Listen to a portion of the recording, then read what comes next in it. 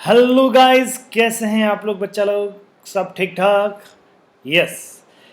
आइए ले चलते हैं हम आपको क्लास ट्वेल्थ की और क्लास ट्वेल्थ में जो हमारा एक सब्जेक्ट है अकाउंटेंसी, बहुत प्यारा सब्जेक्ट है अकाउंटेंसी। उसी में हमारा एक बहुत ही बेहद उम्दा चैप्टर पार्टनरशिप, उसकी हम क्लास कर रहे थे। और उस क्लास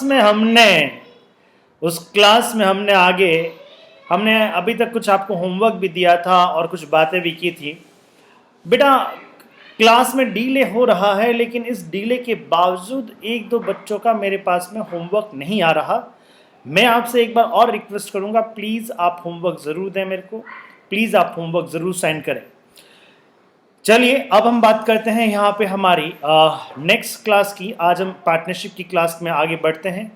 एक क्वेश्चन मैं आपके सामने लेके आया हूँ। इस क्वेश्चन में क्या है कि हमारे पास में देखिएगा, हमने कहा था कि एप्रोप्रिएशन ऑफ प्रॉफिट क्या होता है। एप्रोप्रिएशन ऑफ प्रॉफिट में अगर आपको याद हो तो ISRC हमने देखा था। ISRC का मतलब क्या था? If you remember, interest on capital, salary, remuneration, commission, ये सब जो पार्टनर को दिए जाते हैं, ये सब क्या होते हैं? एप्रोप्रिएशन ऑफ प्रॉफिट होते हैं बेटा।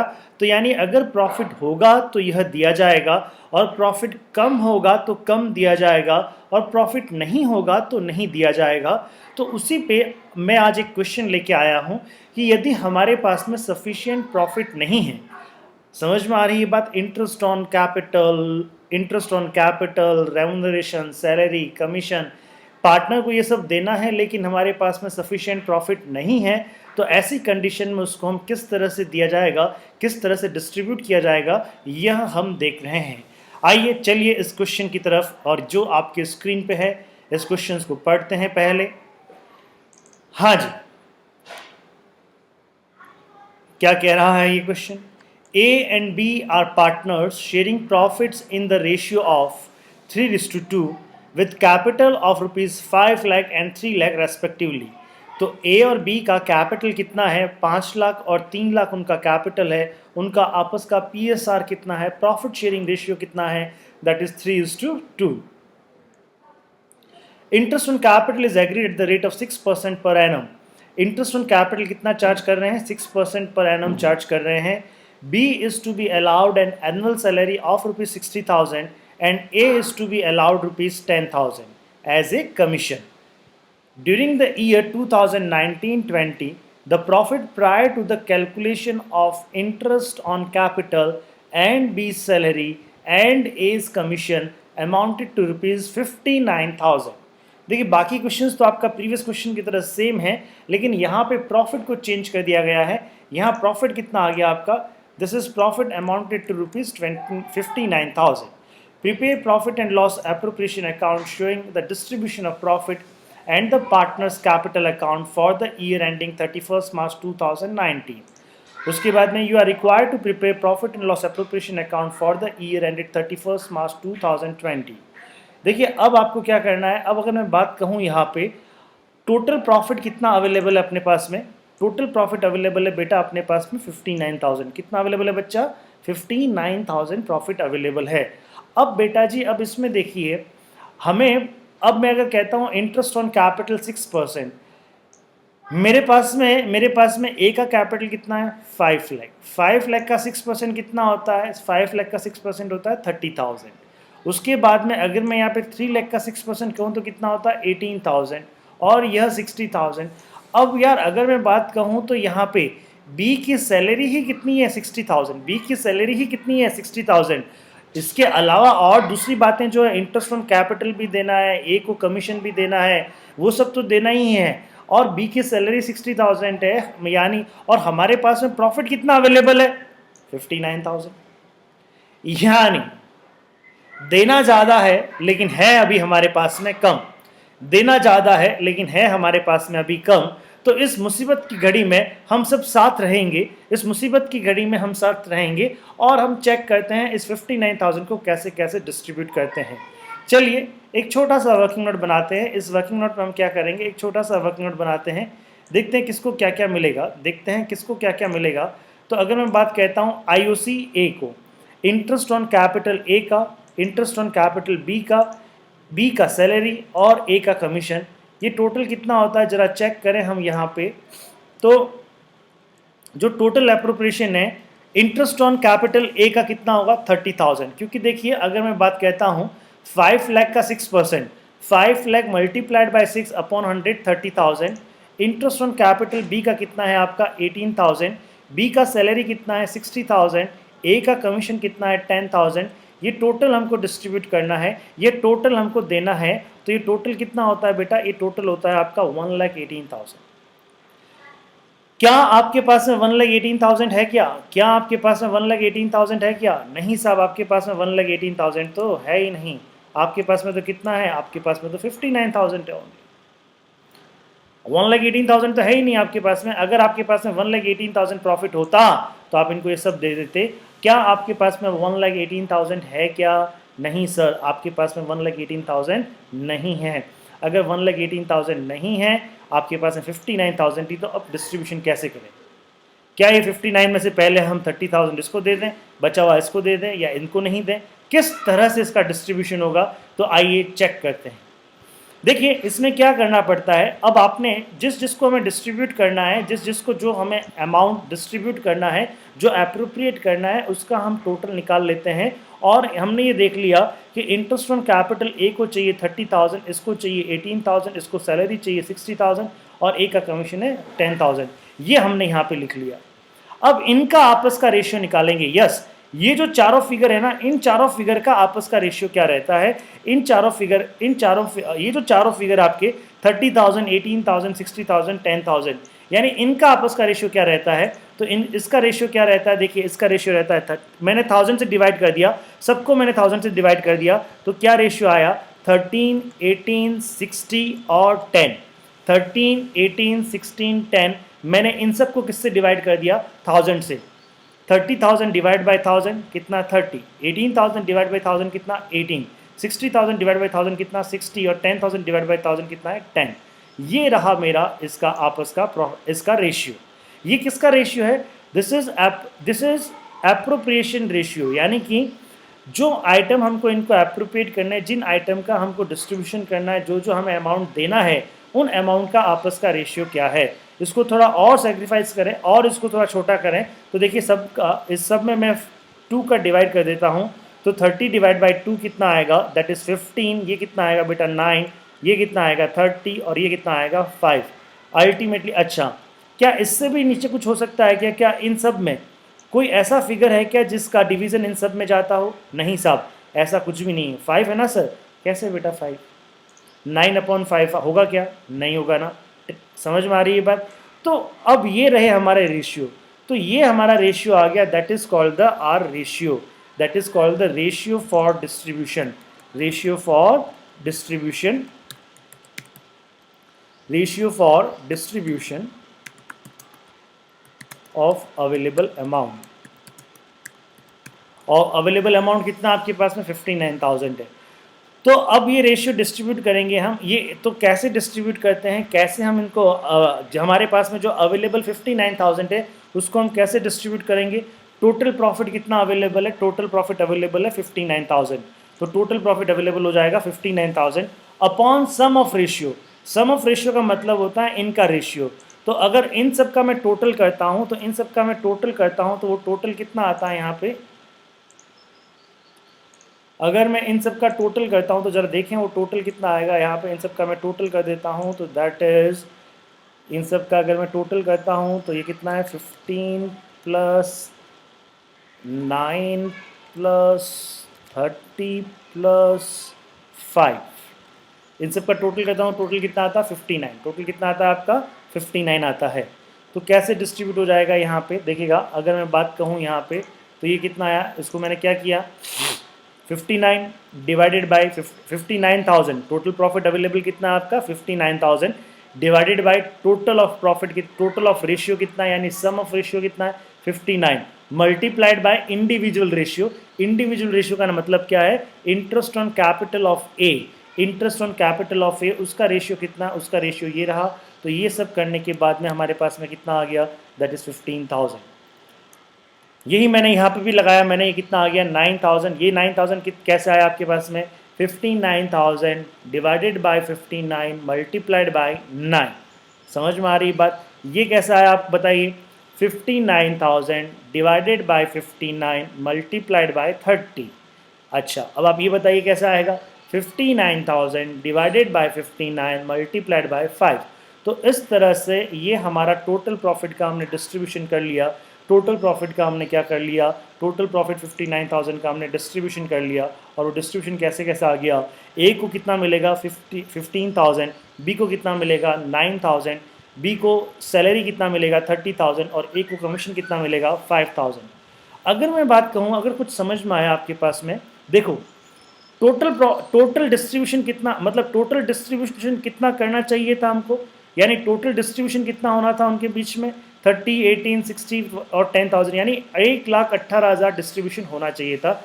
लेकिन हमारे पास में, अगर हमारे पास में सफिशिएंट प्रॉफिट होता तो इनको हम इतना अमाउंट दे देते, इनको हम इतना अमाउंट दे देते। लेकिन हमारे पास में अमाउंट अवेलेबल कितना है? हमारे पास में अमाउंट अवेलेबल ही 59,000 है। तो 59,000 अगर मैं कहूँ तो ये कितना, एक तरह से देखिए 59,000 मल्टीप्लाइड बाय 59,000 मल्टीप्लाइड बाय, अगर मैं कहता, sorry, divided by 59,000 divided by 1,18,000 और मल्टीप्लाइड बाय, अगर मैं यहाँ पे इसको 100 करता हूँ तो मेरे पास में अवेलेबिलिटी कितनी है? 50%।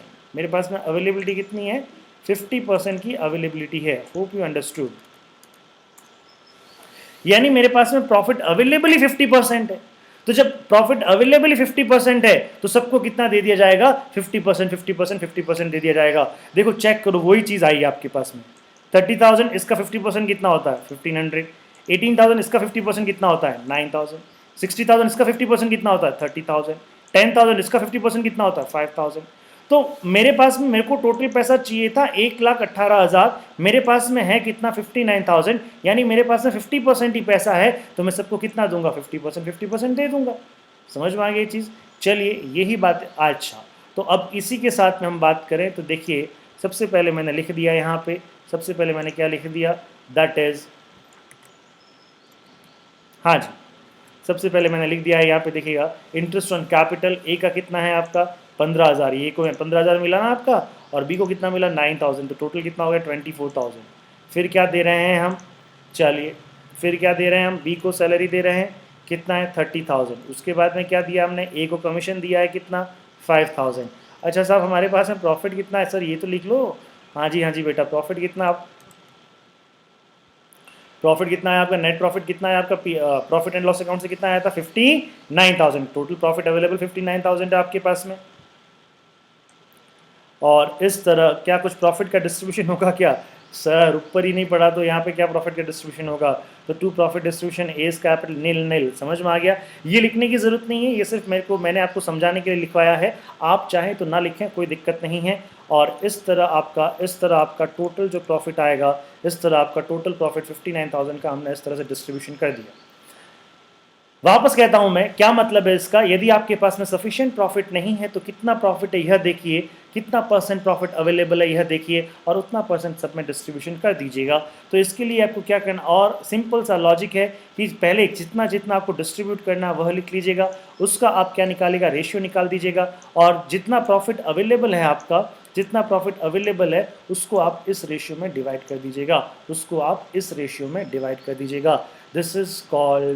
This is called distribution. Yeah, this is called the appropriation of profit when we don't have sufficient profit. This is called appropriation of profit when we don't have sufficient profit. Hope you understood. समझ में आया आपको ये बात? तो चलिए, P and L appropriation बनाने की हमने बहुत सारी चीज़ें देखी। पी एंड एल अप्रोप्रिएशन कैसे बनता है वो सारा मुद्दा हमने डिस्कस किया। अब हम नेक्स्ट डिस्कस करेंगे पी एंड एल अप्रोप्रिएशन के बाद में मैं नेक्स्ट डिस्कस करूंगा आपके पास सामने पार्टनर्स कैपिटल अकाउंट। क्या डिस्कस करेंगे बेटा? Partners capital account. और पार्टनर्स कैपिटल अकाउंट अभी हम आपके सामने डिस्कस कर रहे हैं। सो पार्टनर्स कैपिटल अकाउंट में कैपिटल अकाउंट की बात करता हूं तो कैपिटल अकाउंट क्या है? What do you mean by capital account?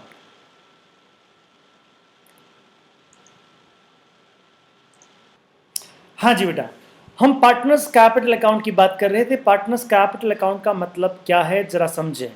बेटा पार्टनर्स कैपिटल अकाउंट का मतलब क्या है? यह एक ऐसा अकाउंट होता है जिसके अंदर ये सबसे पहले किसकी बुक्स में बनेगा? ये पार्टनर की बुक में या फर्म्स की बुक्स में? अरे सर क्या बात कर रहे हो, हम ये सारी अकाउंटिंग जो पढ़ रहे हैं वह सारी अकाउंटिंग फर्म की बुक्स में पढ़ रहे हैं।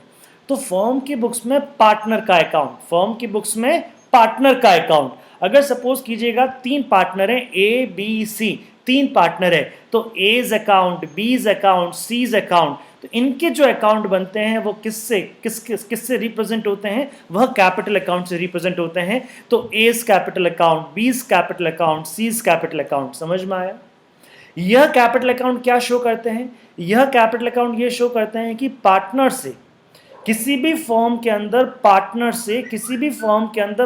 से एज ए पार्टनर कितना पैसा आया है और एज ए पार्टनर वो कितना पैसा ले गया है, कितना पैसा उसको देना है या कितना पैसा उससे लेना है। इसका मतलब क्या हुआ? यह एक ऐसा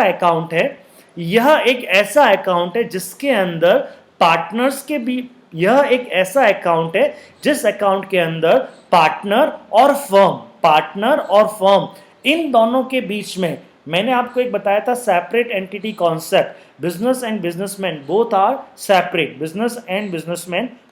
सेपरेट, सो पार्टनरशिप फर्म और पार्टनर बोथ आर सेपरेट। इसके अंदर हमें क्या चेक करना है? पार्टनर्स कैपिटल में क्या आएगा? Transaction between firm and partners as a partner. ये क्या मीनिंग है अभी हम बाद में डिस्कस करेंगे। अभी के लिए आप ये समझें, transaction between firm and partner, ये जितने भी ट्रांजैक्शंस फर्म और पार्टनर के बीच में होते हैं, यह जिस अकाउंट में शो किए जाते हैं वह अकाउंट होता है पार्टनर्स कैपिटल अकाउंट। वह अकाउंट क्या होता है? Partners capital account. तो सबसे पहले हमको ये समझना है कि इस अकाउंट में कौन कौन से ट्रांजैक्शंस आएंगे। यह अकाउंट किसको रिप्रेजेंट करेगा?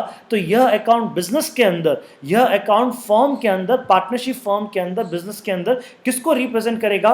पार्टनर्स को रिप्रेजेंट करेगा। तो partners capital account represent partners. तो कैसा अकाउंट, इस अकाउंट का नेचर कैसा हुआ? यह पर्सनल नेचर का अकाउंट हुआ। यह कैसा नेचर का अकाउंट हुआ? यह पर्सनल नेचर का अकाउंट हुआ। तो first of all we need to understand that in partners capital account all transaction between partners as a partner and firm will be recorded except loan and rent related transactions. Loan का मतलब क्या है? Loan and rent related transactions, ध्यान रहे। चलिए, तो partners capital account के लिए क्या मतलब होता है कि इसका मतलब है in case of partnership there is a separate capital account for each partner, the capital contributed by each partner will be credited to his capital account. इसका मतलब क्या होता है? हम पार्टनरशिप के अंदर बुक्स बनाते हैं, उसके अंदर पार्टनर्स का कैपिटल अकाउंट भी बनता है और पार्टनर्स कैपिटल अकाउंट में क्या होता है? वह सारे ट्रांजैक्शंस आते हैं जो किसके बीच में होते हैं? पार्टनर और फर्म के बीच में। सपोज पार्टनर ने क्या किया है? स्टार्टिंग में कैपिटल ला के दिया। किसको कैपिटल ला के दिया है? फर्म को कैपिटल ला के दिया है। समझ में आ रही है बात? अच्छा, मुझे एक चीज बताइए, सपोज कीजिएगा, मैंने आपको भी बताया था कि बिजनेसमैन और बिजनेस दोनों क्या है? अलग अलग है। एक बिजनेसमैन बिजनेस में पैसे लगाता है, उसको क्या बोलते हैं? कैपिटल बोलते हैं। बताइए वह कैपिटल, आप लोग बताइए, वह कैपिटल बिजनेस के लिए क्या है? एसेट्स है या लायबिलिटीज है? देखिए, जो पैसा आ रहा है वो तो क्या है? एसेट्स है। लेकिन चूंकि फ्यूचर में, आप मुझे एक चीज़ बताइए, यदि मैंने आपको 50,000 रुपये दिए तो आपके लिए अभी तो कैश आया है, लेकिन क्या फ्यूचर में आप मुझे रिटर्न नहीं करोगे? क्या फ्यूचर में आप मुझे रिटर्न करोगे बेटा? तो ऐसा कोई भी अमाउंट जो फ्यूचर में रिटर्न करना हो, बेटा जी जो फ्यूचर में क्या करना हो? रिटर्न करना हो, वापस किसी को पे करना हो, किसी और पार्ट को हमें पे करना हो, वह हमारे लिए क्या होती है? लायबिलिटीज़ होती है। तो कैपिटल, कैपिटल का मतलब क्या होता है, यह बिजनेस के अंदर ये ऐसा पैसा है जो बिजनेस को पैसा दिया गया, किसने दिया ये पैसा दिया है किसने, पार्टनर ने दिया है। तो फ्यूचर में बिजनेस को ये पैसा वापस किसको देना है, किसको देना, बताओ किसको देना है, पार्टनर को देना है। तो यह कोई भी कैपिटल बिजनेस के लिए क्या होती है, लायबिलिटीज होती है। इसलिए बेटा जी, इसलिए कैपिटल को हम बैलेंस शीट में लायबिलिटीज साइड में दिखाते हैं। और लायबिलिटीज का बैलेंस क्या होता है, याद है ना आपको, एल और आईपीएल। आईपीएल का मतलब क्या हो गया, income profit liabilities, income profit liabilities. Everyone से IPL, income profit liabilities, income profit liabilities, इन सब का बैलेंस क्या होता है, क्रेडिट होता है। L A assets losses expenses, assets losses expenses, इनका बैलेंस क्या होता है, इनका बैलेंस होता है डेबिट होता है। तो यहां पे हम लायबिलिटी की बात कर रहे हैं, तो लायबिलिटी का बैलेंस क्या होगा बेटा, लायबिलिटी का बैलेंस होगा क्रेडिट। इसलिए यहां पे ये वर्ड यूज किया गया कि इट विल बी, क्या किया गया, capital contributed by the each partner will be credited to his capital account. Capital account को क्रेडिट किया जाएगा, क्यों क्रेडिट किया जाएगा, क्योंकि ये हमारी क्या है, लायबिलिटी है, फ्यूचर में मुझे इसको वापस देना है। बात समझ में आ रही है। अच्छा, पार्टनर्स कैपिटल अकाउंट के अंदर सारे ट्रांजैक्शंस आते हैं, all transactions between partners as a partner. अब एज ए पार्टनर का मतलब क्या होता है कि जब पार्टनर लोन दे रहा है, मैंने आपको पहले भी बताया था एप्रोप्रिएशन ऑफ प्रॉफिट में, मैंने आपको बताया था कि interest on loan given to partner और रेंट टू पार्टनर, ये दोनों चीजें चार्ज अगेंस्ट प्रॉफिट होती हैं। यह एप्रोप्रिएशन ऑफ प्रॉफिट नहीं होती, यह एप्रोप्रिएशन ऑफ प्रॉफिट नहीं होती बेटा, यह चार्ज अगेंस्ट प्रॉफिट होती है। क्यों, क्योंकि जब कोई पार्टनर पार्टनरशिप फर्म को क्या दे रहा है, लोन दे रहा है, पैसा दे रहा है, लोन दे रहा है, क्या दे रहा है, लोन दे रहा है। तो वो पार्टनर उस समय क्या बोलता है, ए पार्टनरशिप फर्म, ये मैं तेरे को, मैं कैपिटल नहीं दे रहा, ये मैं क्या दे रहा हूं, लोन दे रहा हूं। तो इस समय मैं एज ए क्या हूं, लोन गिवर हूं, लेंडर हूं। मुझे एज ए पार्टनर मत समझना। इस लोन के अमाउंट के लिए, जब भी इस लोन के अमाउंट की बात आए, तो इस लोन अमाउंट के लिए मुझे आप पार्टनर ना समझें। मैं एज ए क्या हूं, मैं लोन देने वाला हूं, लोन गिवर हूं।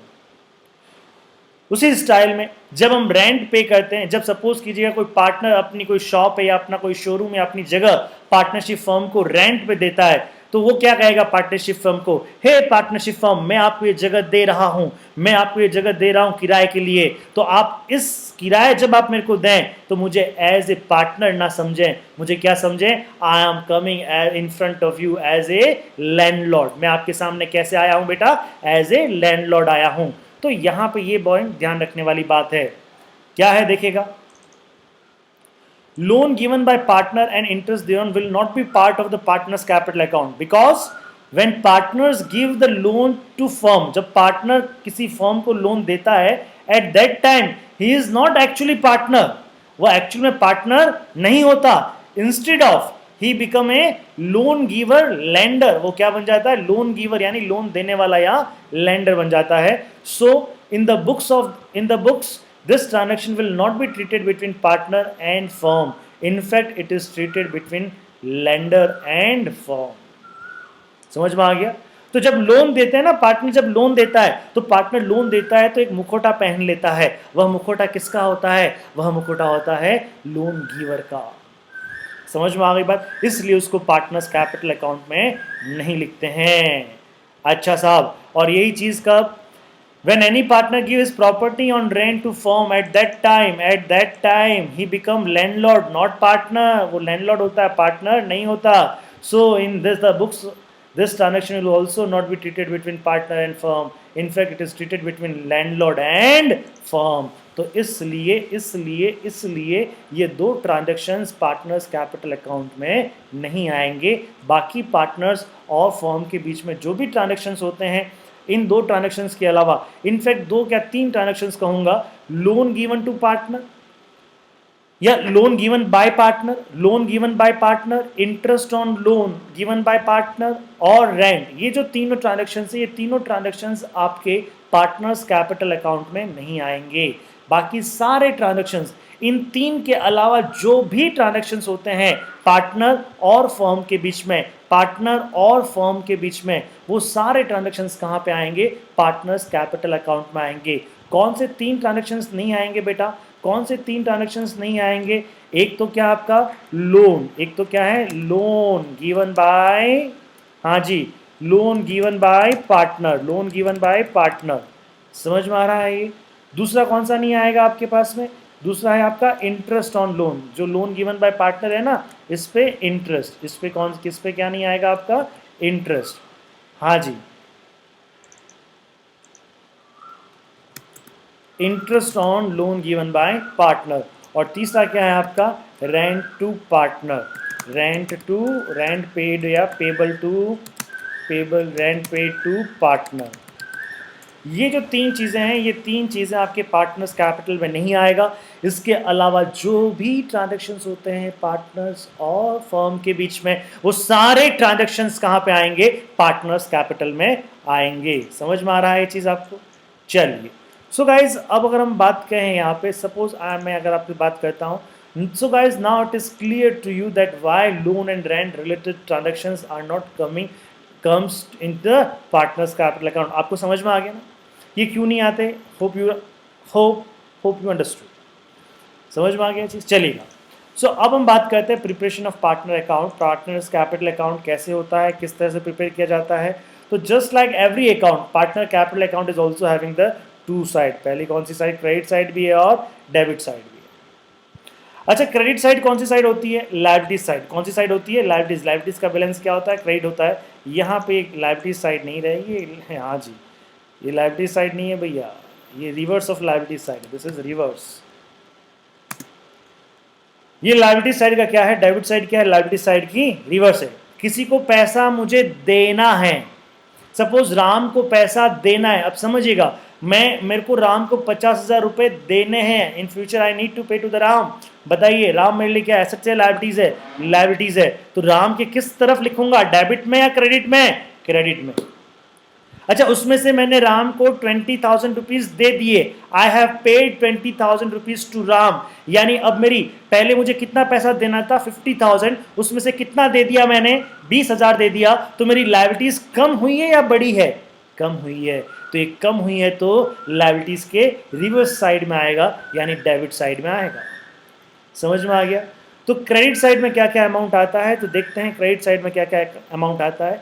In credit side all those transactions will come in which firm need to give an amount to partner in future, need to give, यानी इसमें क्या हो गया कि ऐसे कोई भी ट्रांजैक्शंस, जो कि ऐसे कोई ट्रांजैक्शंस जिनकी वजह से हमको पार्टनर को फ्यूचर में पैसा देना है, या पार्टनर हमसे पैसा मांगता है, हमसे किससे? फर्म से पार्टनर पैसा मांगता है, तो वो सारी चीज़ें उसके किस तरफ आ जाएगी? क्रेडिट साइड में आ जाएगी। वो सारी चीज़ें कहाँ पे आ जाएगी? क्रेडिट साइड में आ जाएगी। समझ में आया है चीज़? अच्छा बताओ, पार्टनर फर्म से क्या क्या पैसे क्या क्या चीज़ें मांगेगा? कैपिटल या फ्यूचर में कौन देगा? फर्म देगी। किसको देगी? पार्टनर को, यानी पार्टनर मांग रहा है। Okay, interest on capital, salary, profit, commission, bonus, ये सारी जो बातें हैं, ये सारी बातें कौन देगा? फर्म देगा। किसको देगा? पार्टनर को देगा। तो ये सारी चीजें, ये सारे अमाउंट हमें पार्टनर को देने हैं, तो यह फर्म के लिए क्या है? लायबिलिटी है। क्योंकि क्रेडिट साइड कौन सी साइड होती है? लायबिलिटी साइड होती है, तो यह उनके लिए क्या है? लायबिलिटी है। तो ये सारी चीजें कहाँ आएगी? पार्टनर्स कैपिटल अकाउंट के क्रेडिट साइड में आएगी। समझ में आ गया? अच्छा, अब हम डेबिट साइड में बात करें, तो मैं डेबिट साइड की बात करता हूं। तो debit side, the amount which is already been taken by partner, यानी जो अमाउंट पार्टनर ने ऑलरेडी ले लिया है, जैसे ड्रॉइंग्स, मुझे 50,000 रुपए देने थे, उसमें से उसने 10,000 रुपए निकाल लिए, पार्टनर ने 10,000 रुपए निकाल लिए, चाहे उसने अपने कैपिटल के रूप में निकाला हो और प्रॉफिट के रूप में निकाला हो, उसने पैसा निकाल लिया। तो पैसा उसने निकाल लिया, यानी उसमें से जितना पैसा देना था उसमें से इतना पैसा मैं दे चुका, तो यह क्या आएगा, लायबिलिटी को क्या कर देगा, कम कर देगा। तो लायबिलिटी की साइड होती है क्रेडिट साइड, उसका रिवर्स किधर आ जाएगा, डेबिट साइड में आ जाएगा। Interest on drawing, interest on drawing मुझे रिकवर करना, मुझे यानी फर्म को रिकवर करना है पार्टनर से, फर्म को रिकवर करना है पार्टनर से। तो यह फर्म के लिए क्या है, एसेट्स है, तो ये उसके पार्टनर्स कैपिटल अकाउंट में किस तरफ आएगा, डेबिट साइड में आएगा। किस तरफ आएगा, डेबिट साइड में आएगा। Any amount which has been taken by the partner or we need to recover from the partner, it will become the debit side of the partner's capital account. देखिएगा, in debit side the amount which is already been taken by the partner or the amount which firm need to recover from the partner will come. ये कौन सा need to recover में क्या होता है आपका, एक तरह से interest on drawing, एक तरह से क्या है, interest on drawing।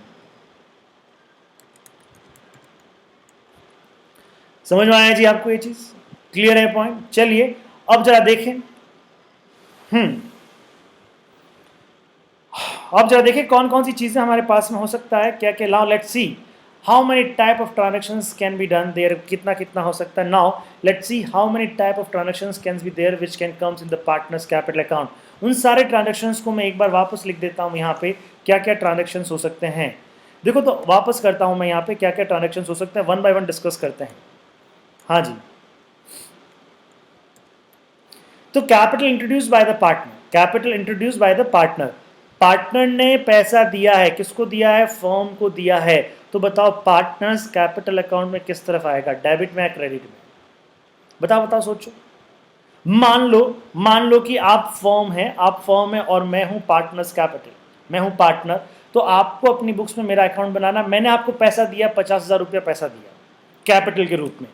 तो कैपिटल के रूप में बिजनेस को पैसा दिया है, तो फ्यूचर में बिजनेस को ये पैसा वापस देना पड़ेगा, वापस देना पड़ेगा। तो उसके लिए क्या है, लायबिलिटीज है। तो लायबिलिटीज है तो इसके लिए क्या आएगा आपका, क्रेडिट साइड में आएगा। लायबिलिटीज की साइड कौन सी होती है, क्रेडिट साइड में होती है। Additional capital introduce by the partner, again additional capital introduce by the partner. Suppose आपको 20,000 की कैपिटल की जरूरत और पड़ गई है, मैंने और दे दिया, तो same credit side. Withdrawal of the capital, मैंने कुछ कैपिटल का पैसा निकाल लिया, कुछ कैपिटल का पैसा निकाल लिया, तो आपकी लायबिलिटी बढ़ी है या कम हुई है, अब लायबिलिटी क्या हो गई है, कम हो गई है। तो ये किस तरफ आएगा, डेबिट साइड में आएगा। और क्या ट्रांजैक्शंस हो सकते हैं, देखिएगा, interest on capital to partner. अब बताओ फर्म, अगर जैसे आप फर्म है, ये पैसा आप मुझे दोगे या मैं आपको दूंगा, ये पैसा आप मेरे को देंगे, तो आप मेरे को देंगे, तो आपके लिए क्या है, ये लायबिलिटीज है। तो किस तरफ आएगा, क्रेडिट साइड में आएगा। तो अगर मैं बात कहूँ इंटरेस्ट, सैलरी और ये सारी बातें अगर मैं कहूँ, सैलरी है या रेम्यूनरेशन है या कमीशन टू पार्टनर है, ये सब पार्टनर को देना है। ये सब एक तरह से फर्म देगा, किसको देगा, पार्टनर को देगा। These amount need to be given by the firm to the partner. तो ये सारी क्या है, लायबिलिटीज है, तो क्रेडिट साइड में आएगा। प्रॉफिट डिस्ट्रीब्यूशन, प्रॉफिट भी तो पेमेंट करना पड़ेगा, क्रेडिट साइड में आएगा। अच्छा साहब, ड्रॉइंग्स, क्या है, drawings, drawings against the profit. देखिए समझिएगा, सपोज कीजिएगा आपने ड्राइंग्स के बारे में बात कहूँ आपको, ड्राइंग दो तरह की हो सकती है।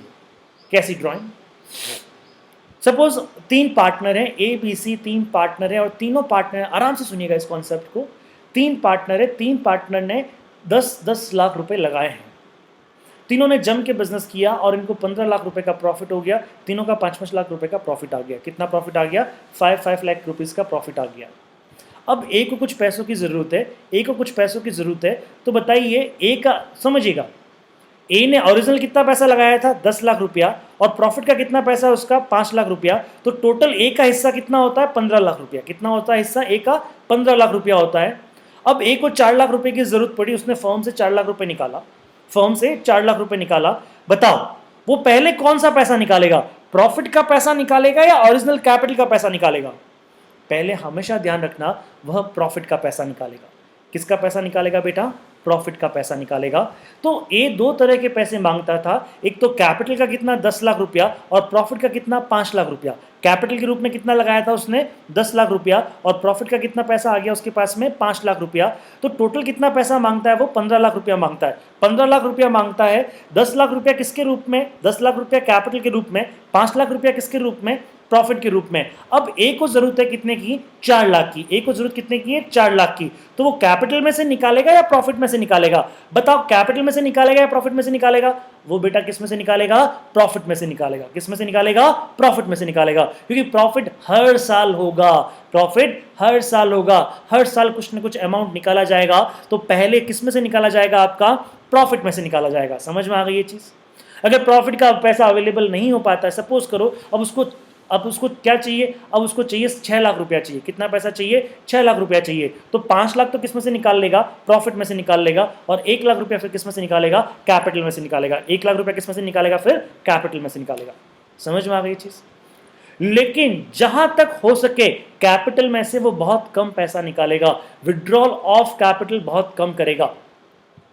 क्योंकि कैपिटल जो होता है ना, बिजनेस में कैपिटल लगाना, बिजनेस के अंदर कैपिटल लगाना, और बिजनेस, मुझे एक चीज बताइए, क्या हम कैपिटल हर रोज लगाते हैं क्या, या हर साल कैपिटल इंट्रोड्यूस करते हैं क्या? नहीं साहब। समझिए कैपिटल का पैसा लगाना यानी कि किसी बिजनेसमैन के द्वारा बिजनेस के अंदर या पार्टनर के द्वारा कैपिटल का पैसा फर्म में लगाना, यह बेटा यह वन ऑफ ट्रांजैक्शंस होते हैं, यह नॉन रिकरिंग के ट्रांजैक्शंस होते हैं। इनके नेचर होता है नॉन रिकरिंग नेचर, ये वन ऑफ ट्रांजैक्शंस होते हैं, ये बार बार नहीं होते। हाँ जी, ये ट्रांजैक्शंस बार बार नहीं होते, ये ट्रांजैक्शंस वन ऑफ ट्रांजैक्शंस है, कभी कभार होने वाले ट्रांजैक्शंस है। लेकिन प्रॉफिट होना, या ये प्रॉफिट तो हर साल होगा। तो अब देखिए, कैपिटल का पैसा निकालना बहुत बड़ी बात होती है, ये भी वन ऑफ ट्रांजैक्शंस होता है। कैपिटल लगाना भी और कैपिटल का पैसा निकालना भी, ये बार बार नहीं होते हैं। तो ये वन ऑफ ट्रांजैक्शंस होते हैं, कभी कभार होने वाले ट्रांजैक्शंस होते हैं, नॉन रिकरिंग नेचर के ट्रांजैक्शंस होते हैं। बाकी ये जो मैं बताऊंगा ना, देखिए, तो ये जो मैं 3 ट्रांजैक्शंस आपको कह रहा हूं, कैपिटल इंट्रोड्यूस या एडिशनल कैपिटल या ये तो इनका नेचर जो है ना, इनका नेचर क्या है, these natures non recurring transactions. ये कैसे ट्रांजैक्शंस हैं, नॉन रिकरिंग ट्रांजैक्शंस, यानी वन ऑफ ट्रांजैक्शंस है। These transactions generally not happen every year. हाँ जी, ये ऐसे ट्रांजैक्शंस जनरली हर साल नहीं होते हैं। समझ में आ गई बात। अब नेक्स्ट, ये जो ट्रांजैक्शंस है, interest, salary, remuneration, partner, commission, profit distribution, समझ में आ रही है बात। ये ट्रांजैक्शंस, और नीचे अभी जो मैं ट्रांजैक्शंस कह रहा हूं, सपोज कीजिएगा अब मैं ड्राइंग की बात करता हूं, drawings against profit, normal transaction है, नॉर्मल ड्राइंग है, एवरी ईयर होता है साहब, एवरी ईयर प्रॉफिट में से हिस्सा निकाला जाता है, इसको बोलते हैं, ये क्या है, डेबिट साइड में आएगा। इंटरेस्ट ऑन ड्राइंग कहाँ आएगा, आपका डेबिट साइड में आएगा। कभी लॉस है तो वो भी कहाँ आएगा, डेबिट साइड में आएगा। तो ये एक रिकरिंग नेचर के हैं, तो ये रिकरिंग ट्रांजैक्शंस हैं, ये कंटिन्यूस ट्रांजैक्शंस हैं, ये ऐसे ट्रांजैक्शंस हैं जो हर साल होते हैं, वो हर साल होते हैं। समझ में आ रही है ये बात, ये ट्रांजैक्शंस हर साल होते हैं। तो पार्टनरशिप यानी कि अगर मैं पार्टनरशिप के अंदर पार्टनर्स कैपिटल, यानी कि वह ट्रांजैक्शन जो पार्टनर और किसके बीच में होते हैं, वह ट्रांजैक्शन जो पार्टनर और फर्म के बीच में होते हैं, उनको भी अगर मैं नेचर वाइज डिस्ट्रीब्यूट करूं, उनको भी मैं अलग अलग डिस्ट्रीब्यूट करूं, तो इन ट्रांजैक्शंस को मैं दो तरह के पोर्शन में बांट सकता हूं। एक ऐसे ट्रांजैक्शंस जो फिक्स नेचर के होते हैं, जो बार बार नहीं होते हैं, वन ऑफ ट्रांजैक्शंस होते हैं, इनको मैं फिक्स नेचर भी बोल सकता हूं। इनको क्या मैं बोल सकता हूं, फिक्स्ड नेचर भी बोल सकता हूं। This is my fixed nature transaction, इनको मैं फिक्स्ड नेचर का भी बोल सकता हूं। और ये जो ट्रांजैक्शंस है, ये सारे ट्रांजैक्शंस, इनको मैं करंट नेचर का भी बोल सकता हूं। करंट का मतलब ये चेंज होते रहते हैं। करंट का मतलब क्या, ये चेंज होते रहते हैं। समझ में आया बात। तो ये मेरे फिक्स नेचर के ट्रांजैक्शंस हो गए, ये मेरे करंट नेचर के ट्रांजैक्शंस हो गए। अच्छा साहब, अब कैपिटल अकाउंट भी क्या है, दो तरह से बन सकते हैं। एक तो क्या है, हम इनमें डिफरेंशिएट करें ही ना, हम सारे ट्रांजैक्शंस क्या है, इन सारे ये जितने भी ट्रांजैक्शंस है, इन सारे ट्रांजैक्शंस को हम एक ही अकाउंट में लिख दें, इन सारे ट्रांजैक्शंस को एक ही अकाउंट में लिख दें। जो क्रेडिट साइड में है उनको क्रेडिट में लिख दें, जो डेबिट में है उनको डेबिट में लिख दें। यानी जितने भी ट्रांजैक्शंस हैं, चाहे वो मेरा नॉन रिकरिंग ट्रांजैक्शंस हो, चाहे वो मेरा फिक्स्ड नेचर का ट्रांजैक्शन हो, चाहे वो मेरा रिकरिंग नेचर का ट्रांजैक्शन हो, यानी करंट नेचर का ट्रांजैक्शन हो, बेटा इन दोनों तरह के ट्रांजैक्शंस को यदि मैं सारे तरह के ट्रांजैक्शंस को यदि मैं एक ही अकाउंट में लिख दूंगा, एक ही अकाउंट में लिख दूंगा, तो वो मेरा जो अकाउंट बनता है। और इसके अंदर ये जो मेथड होता है, इस मेथड को कहते हैं फ्लक्चुएटिंग मेथड। इसको क्या कहते हैं? Fluctuating method. और इस मेथड के अंदर क्या होता है? Only one account will be prepare, that is called the partners capital account. That is called the partners capital account. यानी पार्टनर्स कैपिटल अकाउंट के प्रिपरेशन करने के मेथड कितने होते हैं? दो मेथड होते हैं। उसमें एक मेथड कौन सा? आपका फ्लक्चुएटिंग मेथड। एक मेथड क्या है आपका? Fluctuating method. फ्लक्चुएटिंग मेथड में क्या होता है? ये जितने भी ट्रांजेक्शन है ना बेटा, ये जितने भी ट्रांजेक्शन है ना बच्चा, ये सारे के सारे ट्रांजेक्शन एक ही अकाउंट में आते हैं। पार्टनर्स कैपिटल के नाम से एक ही अकाउंट बनता है। पार्टनर्स कैपिटल के नाम से एक ही अकाउंट बनता है। ये देखो इसका परफॉर्मा, ये देखो जो भी क्रेडिट है क्रेडिट साइड में आ जाएगा, जो भी क्रेडिट है वो क्रेडिट साइड में आ जाएगा। जरा देखें क्रेडिट साइड में क्या क्या आता है, जरा देखें।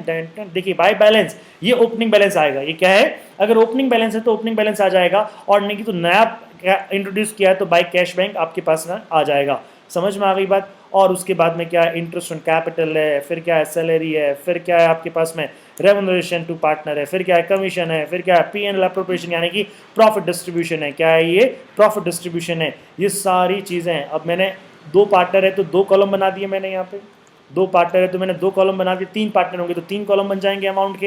ये कॉलम वाइज अकाउंट बनता है। तो ये proforma of capital account, proforma of capital account when capital account are fluctuating. Capital account क्या है आपके? फ्लक्चुएटिंग है। तो फ्लक्चुएटिंग मेथड के अंदर सिर्फ एक अकाउंट बनता है, पार्टनर्स कैपिटल अकाउंट। अच्छा, इसको फ्लक्चुएटिंग क्यों कहते हैं? क्योंकि अच्छा पहले देखें सर, डेबिट साइड बताओ ना, आप फिर बात करेंगे। चलिए डेबिट साइड में आपको एक साथ बता देता हूं। यह टू कैश, ये विड्रॉल ऑफ कैपिटल है।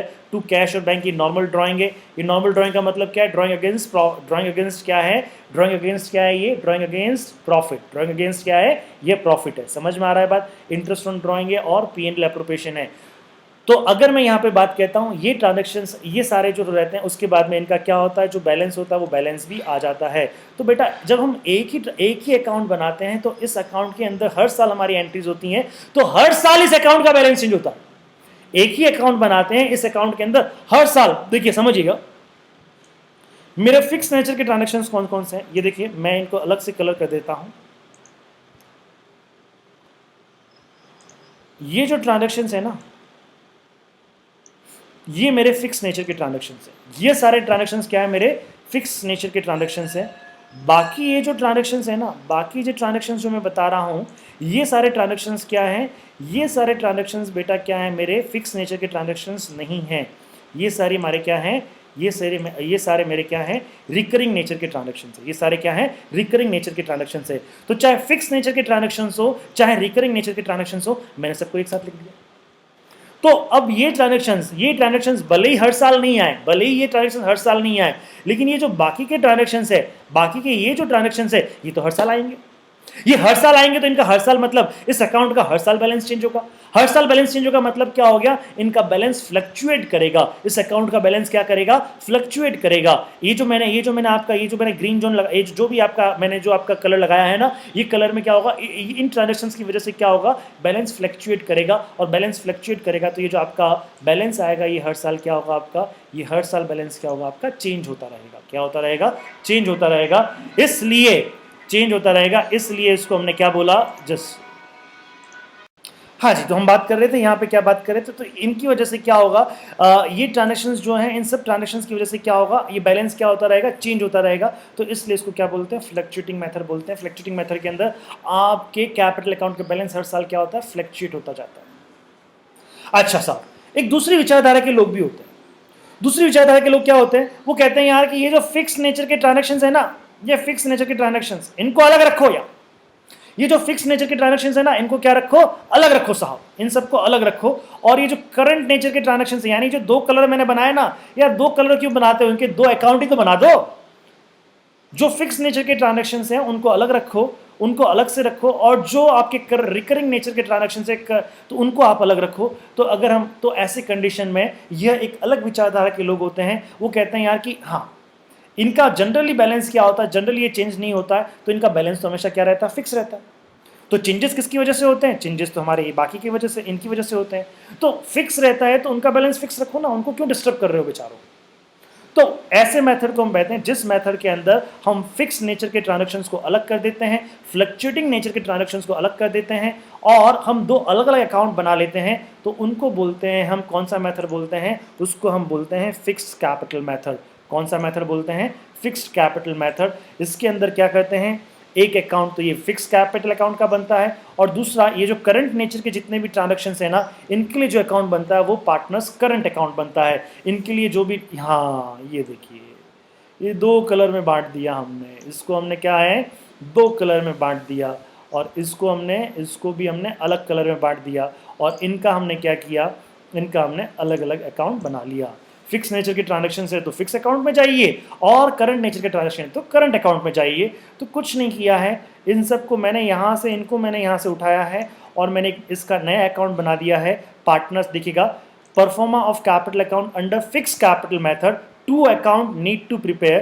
पहला अकाउंट कौन सा है, कैपिटल अकाउंट। पहला अकाउंट कौन सा है बेटा, कैपिटल अकाउंट। तो इस कैपिटल अकाउंट को मैंने प्रिपेयर किया, और ये कैपिटल अकाउंट देखिए फिक्स कैपिटल अकाउंट है, इसमें वही सारी बातें आ गई, ये देखिएगा। यानी अगर आप देख पा रहे हैं, स्क्रीन को देख पा रहे हैं, तो ये जो इन दो को मैंने क्या किया, अलग कर दिया, इन दो को मैंने क्या किया, अलग कर दिया, और ये दो देखिए यही ट्रांजैक्शंस आपके, ये ट्रांजैक्शंस आपके ये वाले ट्रांजैक्शंस ही हैं, और इसका अलग से बैलेंस निकल गया, इसका अलग से बैलेंस निकल गया। समझ में आया जी आपको। ये बैलेंस अमूमन क्या रहता है, जनरली ये बैलेंस फिक्स रहता है, क्योंकि बार बार कैपिटल इंट्रोड्यूस नहीं की जाती, बार बार पैसा विड्रॉ नहीं किया जाता। आपको ट्रीटमेंट समझाने के लिए, थ्योरेटिकली आपको समझाने के लिए क्वेश्चन में दिया जा सकता है कि विड्रॉल ऑफ द कैपिटल या एडिशनल कैपिटल इंट्रोड्यूस किया, लेकिन बेटा ये जनरली नॉर्मल लाइफ में ये बार बार नहीं होता। तो ऐसे ट्रांजेक्शन यदा कदा किए जाते हैं, वन ऑफ ट्रांजेक्शन होते हैं, फिक्स नेचर के ट्रांजेक्शन होते हैं, तो इनके लिए हमने अलग से अकाउंट बना दिया, तो ये हमारे लिए क्या है, फिक्स नेचर के ट्रांजेक्शन हो गए। ये हमारे लिए क्या है, फिक्स नेचर के ट्रांजेक्शन हो गए। तो कैपिटल अकाउंट एक तरह से फिक्स अकाउंट हो गया, और इसका बैलेंस जनरली चेंज नहीं होता, generally do not change, generally ये चेंज नहीं होता। समझ में आ रही है ये चीज। अच्छा साहब, उसके बाद में देखिएगा करंट। अब सेकंड पॉइंट क्या है आपका, जो बाकी के ट्रांजैक्शन है वो क्या रहेंगे, आपके रिकरिंग नेचर के ट्रांजैक्शन रहेंगे। तो रिकरिंग नेचर के जितने भी ट्रांजैक्शन रहेंगे उनको हमने यहाँ पे ठोक दिया, उनको हमने यहाँ पे लगा दिया, ये देखिए यहाँ पे हमने लगा दिया। समझ में आ रही है बात। तो ये इनका कलर कैसा दिया था हमने साहब, इनका कलर हमने ऐसा दिया था, ऐसा ही दिया था ना, नहीं साहब दूसरा कलर था। अच्छा दूसरा कलर था क्या, चलिए दूसरा कलर दे देते, अपने क्या जाता है। हाँ सर ये दिया, यस सर अब सही। ये देखिए साहब, तो कितना है यहाँ पे बेटा, जो रिकरिंग नेचर के ट्रांजैक्शन थे उनको सबको हमने यहाँ पे लिख दिया।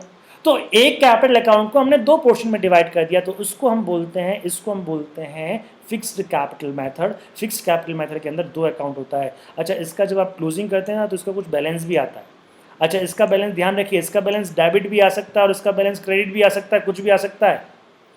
ऊपर वाले का अकाउंट का तो मैंने देखो एक ही बैलेंस लिखा, आप समझो यहाँ पे इसका बैलेंस तो क्या मैंने एक ही लिखा है, इसका बैलेंस जनरली क्या होता है, क्रेडिट ही होता है, इसका बैलेंस क्रेडिट ही होता है। समझ में आ रही है बात। इसका बैलेंस हमेशा ध्यान रखना, इसका बैलेंस हमेशा फिक्स बैलेंस जो होता है ना, फिक्स कैपिटल जो होता है उसका तो क्रेडिट ही होता है। लेकिन इनका बैलेंस देखो, इनका बैलेंस आपका क्या है, ये बैलेंस कब आता है, जब आपका क्रेडिट साइड ज़्यादा होता है तो क्रेडिट बैलेंस आता है। इसको हम क्या बोलते हैं, क्रेडिट बैलेंस है। ये क्या है, क्रेडिट बैलेंस है। समझ में आता है, क्रेडिट बैलेंस है इसलिए डेबिट में लिखा, दोनों को इक्वल करने के लिए। और ये बैलेंस क्या है आपके पास में, ये बैलेंस है आपका डेबिट बैलेंस है, डेबिट बैलेंस है। ये बैलेंस क्या है बेटा, डेबिट बैलेंस है। क्यों रे, क्योंकि अगर आपका डेबिट साइड ज़्यादा होगा बच्चा, तो डेबिट साइड ज़्यादा होगा तो डेबिट साइड में से मैं क्रेडिट साइड लेस कर दूंगा तो क्या आ जाएगा, मेरा डेबिट बैलेंस आ जाएगा। तो this is your debit balance, this is your debit balance. हाँ जी, करंट अकाउंट के अंदर क्रेडिट बैलेंस भी हो सकता है और डेबिट बैलेंस भी हो सकता है। और यही बैलेंस, ये क्लोजिंग बैलेंस है, तो नेक्स्ट ईयर ये क्या हो जाएंगे, ओपनिंग बैलेंस हो जाएंगे। तो यस बच्चा, ओपनिंग में आपके पास में दोनों बैलेंसेस हो सकते हैं, डेबिट भी हो सकता है और क्रेडिट भी हो सकता है। अगर आपका क्लोजिंग बैलेंस क्या है, क्रेडिट है, अगर आपका क्लोजिंग बैलेंस क्रेडिट है तो ये क्रेडिट बैलेंस इधर आ जाएगा नेक्स्ट ईयर की ओपनिंग में। अगर आपका क्लोजिंग बैलेंस क्या है, अगर आपका क्लोजिंग बैलेंस डेबिट है तो नेक्स्ट ईयर के किस तरफ आ जाएगा, डेबिट साइड में आ जाएगा। तो इसके बैलेंसेस दोनों हो सकते हैं। इस तरह से मैंने आपको कैपिटल अकाउंट क्या होता है, कैपिटल अकाउंट कैसे बनता है, कैपिटल अकाउंट के बनाने के तरीके क्या हैं, ये सारी बातें मैंने आपको समझाई। ध्यान रहे आपको ये सारी चीजें नोट करनी है और किसी भी चीज को रटना नहीं है, इसको समझना है। मैंने अपनी तरफ से सर्वोत्तम प्रयास किया है आपको समझाने के लिए। I tried my best level कि मैं आपको अच्छे से समझा सकूं। आप इसको समझिएगा और आप इसको समझ के आराम से लॉजिकली सोचिएगा। ये क्लास देखने के बाद में 5 मिनट आंखें बंद करके सोचिएगा कि सर ने क्या क्या करवाया था। ये सारा मैंने आपके लिए टाइप किया, ये सारा मैंने आपके लिए सोच के बनाया है कि इसको किस तरह से मैं आपके सामने पेश करूं कि मैं एकदम इजीएस्ट वे में आपके सामने लेके आऊं। नहीं तो मैं पहले भी लेके आ सकता था, एक दिन लेट होने का ये भी रीजन है मेरा। यस, चलिए अब देखिए कुछ बातें अगर मैं बात कहूं तो देखो ये सारी जो चीजें ना, interest on capital, salary, remuneration, ये सारा P&L एप्रोप्रिएशन में भी आता था या नहीं आता था। अब ध्यान रहे, अब मैं आपको बात करता हूं। देखो ये जो फिक्स नेचर के ट्रांजैक्शंस थे ये P&L एप्रोप्रिएशन में आते ही नहीं थे, ठीक है ना, P&L एप्रोप्रिएशन में आते ही नहीं थे। कुछ ट्रांजैक्शंस आपके P&L एप्रोप्रिएशन में भी आते थे। तो देखिए अब मैंने एक relationship between P&L appropriation and capital account की बात कही है। ये कुछ ऐसे ट्रांजैक्शंस हैं, अब मैं आपके सामने कुछ ऐसे ट्रांजैक्शंस लेके आ रहा हूं साहब, ये P&L एप्रोप्रिएशन में भी आते हैं और कैपिटल अकाउंट में भी आते हैं। बस इनकी साइड चेंज हो जाती है, अगर वो P&L एप्रोप्रिएशन के डेबिट में आएंगे तो कैपिटल अकाउंट के क्रेडिट में आएंगे। अगर वो P&L एप्रोप्रिएशन के डेबिट में आएंगे तो कैपिटल अकाउंट के क्रेडिट में आएंगे। अगर वो कैपिटल अकाउंट के क्रेडिट में आएंगे तो P&L एप्रोप्रिएशन के डेबिट में आएंगे। अगर वो P&L एप्रोप्रिएशन के क्रेडिट में आएंगे तो कैपिटल के डेबिट में आएंगे। बिकॉज ध्यान रहे, a relationship between P&L appropriation and capital account is always negative।